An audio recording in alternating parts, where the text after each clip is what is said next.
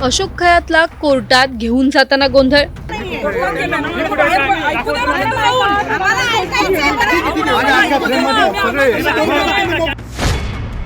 पोलिसांचा जमाव, मोठी गर्दी आणि जोरदार राडा।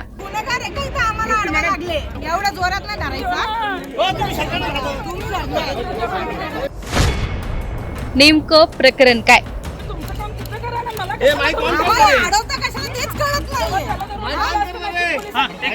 कॅप्टन अशोक खरात याला कोर्टात घेऊन जात असताना मोठा गोंधळ झाला आहे। या प्रकरणी तृप्ती देसाई या आक्रमक भूमिकेत दिसून आल्या। खरातला आमच्या ताब्यात द्या असं म्हणत त्यांनी गोंधळ घातला आहे। कोर्टाच्या बाहेर नेमकं काय घडलं, खरातला कोर्टात कसं घेऊन जाण्यात आलं, सर्व जाणून घेणार आहोत या व्हिडिओमधून। त्यामुळे हा व्हिडिओ शेवटपर्यंत नक्की पहा आणि टाइम्स नाऊ मराठीच्या सर्व माध्यमांना सबस्क्राइब आणि फॉलो करायला विसरू नका। नाशिकचा भोंदू बाबा म्हणून समोर आलेला कॅप्टन अशोक खरात, नेत्यांचं भविष्य सांगणाऱ्या अशोक खरातचं स्वतःचं भविष्य आता अंधारात आहे। 100हून अधिक व्हिडिओ, अनेक प्रकरणं आता या कॅप्टन अशोक खरातची समोर आली आहेत आणि लोकांमध्ये संताप पसरत आहे। कॅप्टन अशोक खरातला पोलिसांनी अटक केली, त्याचा चांगलाच पाहुणचार करण्यात आला आणि आज दुपारी त्याला कोर्टात हजर करण्यात आला। याच दरम्यान कोर्टाबाहेर तृप्ती देसाई यांच्याकडून मोठ्या प्रमाणात गर्दी करण्यात आली आणि आम्हाला खरातच्या कानाखाली वाजवायचीच आहे अशी मागणी देखील करण्यात आली।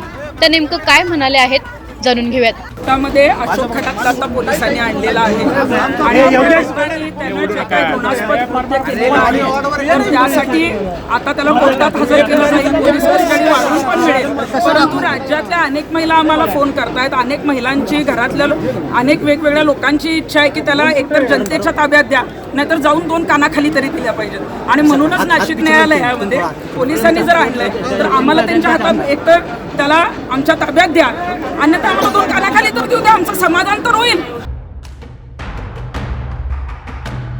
तृप्ती देसाई यांच्या म्हणण्यानुसार हे प्रकरण 1 वर्षाआधीच बाहेर आलं असतं।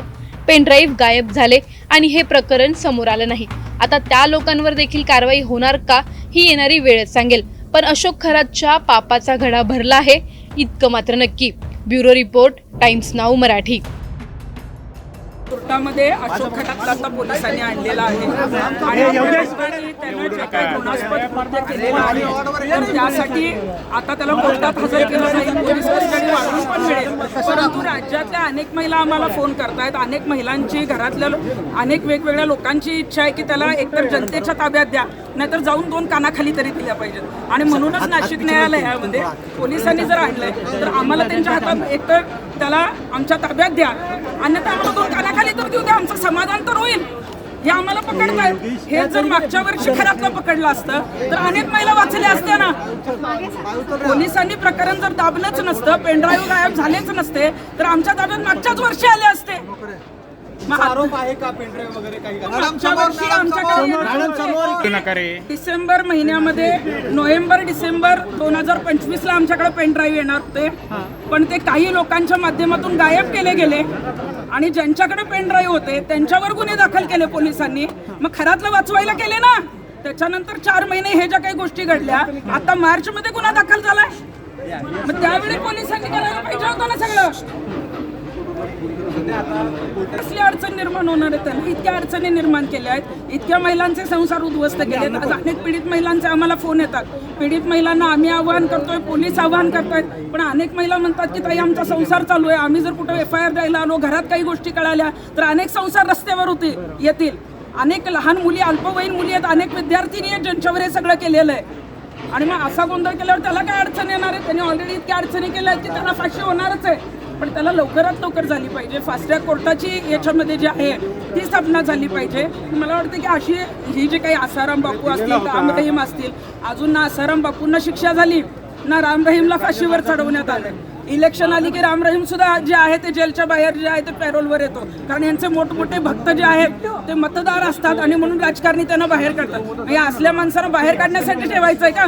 म्हणून त्यांना जे आहे ती लवकरात लवकर 3 महिन्याच्या आत त्याला फासावर लटकवलं पाहिजे अशी आमची मागणी हा तपास जो आहे तो तिचा जो तपास आहे तो आता तरी योग्य रीतीनं चालू आहे, परंतु अजून सुद्धा जे ट्रस्टी आहेत ज्यांची नावं समोर आलेली आहेत, मग रुपाली चाकणकर असतील, इतर ट्रस्टी असतील, या घराचे जे कोणी साथीदार असतील, त्यांची टोळी असेल, त्या हो ताई हो ताई अहो बाईट चालू आहे हो ताई ताई अजून हो कुणालाही ताई अहो ताब्यात बाईट चालू आहे घेतलेलं थोडंसं थांबा अजून कुणालाही अशोक खरात जो आहे त्याला मदत करणारे जे ट्रस्टी असतील, त्याची जी टोळी असेल, त्याचे काहीतरी जवळची 1-2 जण ताब्यात घेतली, पण बाकीची जी काही मोठा आकडा आहे. अशोक खरात याने भोंदूगिरी व जादूटोणा तंत्रमंत्र वापरून अनेक महिलांशी बलात्कार व अश्लील चाळे केले असल्याचे दिसून आले. मंत्र तंत्र व धार्मिक विधीच्या नावाखाली फिर्यादीच्या मनात विश्वास निर्माण करून तिला ओकस प्रॉपर्टीज कॅनडा कॉर्नर या ऑफिसमध्ये बोलवून तिच्या धार्मिक विश्वासाचा फायदा घेऊन गुंगीकारक पदार्थ व पाणी पिण्यास देऊन तिला संमोहित करून तिचे आयुष्य बर्बाद करून टाकेन अशी धमकी देऊन तिच्या पतीच्या मरणाची भीती तिला घालून तिची इच्छा नसताना वारंवार बलात्कार केला. आरोपीने जादूटोणा व भोंदूगिरीचा वापर करून कोणाची फसवणूक केली आहे, त्यात कोणत्या शासकीय अधिकाऱ्याचा समावेश आहे काय याचाही तपास सुरू आहे. गुन्ह्याच्या अनुषंगाने अशोक खरात याला जर कोणी मदत केली असेल त्या सर्वांची चौकशी करण्यात येईल. अध्यक्ष महोदय, दिनांक 29/12/2025 रोजी अशोक कुमार एकनाथ खरात या नावाने वावी पोलीस स्टेशन जिल्हा नाशिक येथे तक्रार दिली की आरोपी दिनेश मनाजी परब याने त्याचे मोबाईल क्रमांक 9822300383 यावरून व्हॉट्सॲप ॲप्लिकेशनद्वारे फिर्यादीचे मोबाईल क्रमांक 9322864449 वरील व्हॉट्सॲप ॲप्लिकेशनवर फिर्यादीचे व एका महिलेचे 4 व्ह्यू वन्स स्वरूपात फोटो प्रसारित करून सदरचे फोटो हे समाजात व्हायरल करण्याची धमकी देऊन ते व्हायरल न करण्यासाठी 5 कोटी रुपयाची खंडणी व्हॉट्सॲप कॉलद्वारे मागितली. सदरचे फोटो दिनेश परब याला राजेंद्र जासूद याने दिले आहेत याबाबतची तक्रार दिली होती. यावरून वावी पोलीस स्टेशन इथे गुन्हा रजिस्टर नंबर 468/2025 भारतीय न्याय संहिता 2023 चे कलम 308(2) सह माहिती तंत्रज्ञान कायदा 2000 चे कलम 66(e)67(अ) प्रमाणे दाखल करण्यात आला.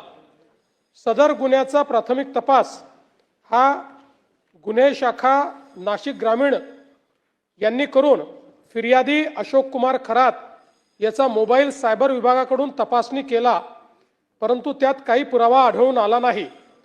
तपास कामात फिर्यादी अशोक कुमार खरात दिनेश परब याचे सोबत केलेले व्हॉट्सॲप मेसेजेस व कॉल्सचे स्क्रीनशॉट तपासकामी हजर केले व ते जप्त केले आहेत. त्या अनुषंगाने फिर्यादीने सांगितलेल्या फिर्यादीबाबतचा पुरावा आढळून आला नाही. आरोपी दिनेश परब यास माननीय उच्च न्यायालयातून अंतरिम जामीन व राजेंद्र जासूद यास जिल्हा न्यायालय नाशिक येथून अटकपूर्व जामीन मंजूर आहे. नीरज जाधव याच्या सहभागाबद्दल आजपर्यंत तपासात पुरावा आढळून आला नाही. त्याच्या सहभागाबाबत तपास सुरू आहे. हा पहिला पार्ट आहे ज्यात त्यांनी तक्रार केली होती, ज्यातनं आपल्या लक्षात ही केस आली.